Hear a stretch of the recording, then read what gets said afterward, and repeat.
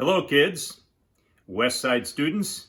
It's good to see you. This is Pastor Roger. I'm Mrs. Grunboom's husband.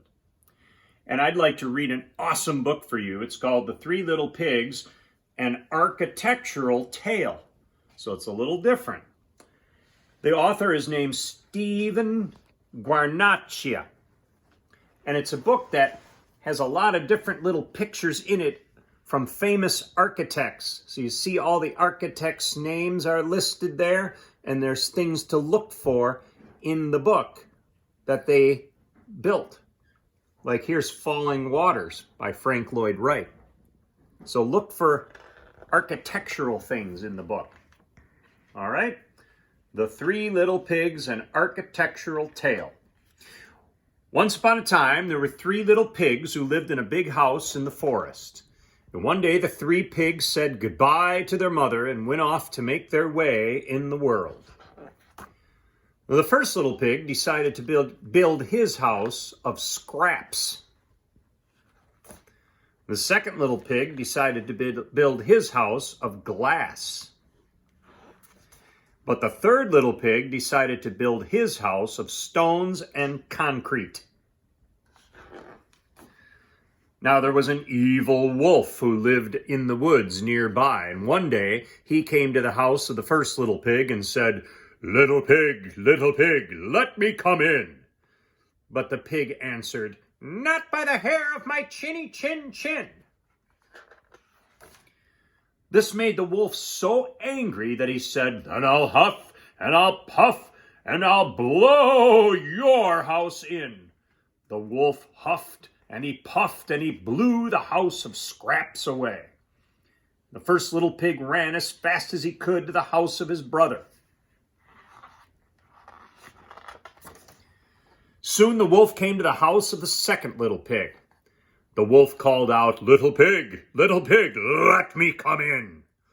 The second pig answered, "Not by the hair of my chinny chin chin." The wolf gnashed his teeth and said, "Then I'll huff, and I'll puff, and I'll blow your house in." And the wolf huffed, and he puffed, and he blew the house of glass to smithereens. So the two little pigs ran as fast as their legs would take them to the house of their brother. And finally the wolf arrived at the house of the third little pig. The wolf growled at the door, little pig, let me come in." But the third little pig replied, "Not by the hair of my chinny chin chin." This enraged the evil wolf, who roared, "Then I'll huff, and I'll puff, and I'll blow your house in."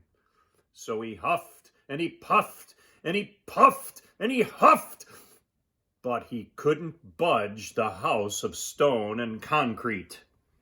The wolf said, "Little pig, meet me tomorrow at 7 o'clock at Farmer Wright's, and I'll show you a fine tomato greenhouse."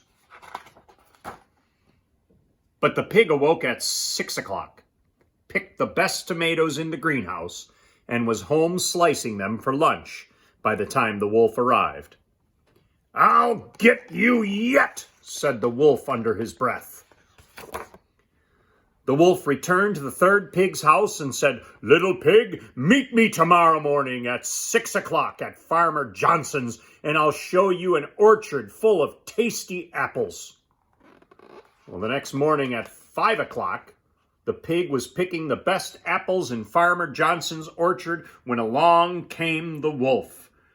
"Good, aren't they?" said the wolf. "They certainly are," said the pig. "Here, try one." As the wolf chased the apple, the third pig ran home to his house of stone and concrete. That evening, the wolf went back to the third little pig's house and said, "I'll meet you at Frank's flea market tomorrow morning at 5 o'clock. So the pig arrived at 4 o'clock. He was admiring a fine rug when he saw the wolf approaching. He hid himself in the rug and rolled down the hill toward the wolf. The wolf sped away, with the rug following after him. The third pig returned home, where he and his brothers prepared a roaring fire in the fireplace and settled in for the evening. Tricked again, the wolf rushed to the third pig's house, saying under his breath, "Little pigs, I'll get you yet!" The wolf climbed onto the roof and shouted down the chimney, "I'm coming in to get you!" But the wolf tumbled into the roaring fire, scorching his tail. The wolf ran from the house, smoke streaming after him, and was never seen in the forest again. The three little pigs ate a supper of tomato soup and apple pie, and they lived happily ever after. The end.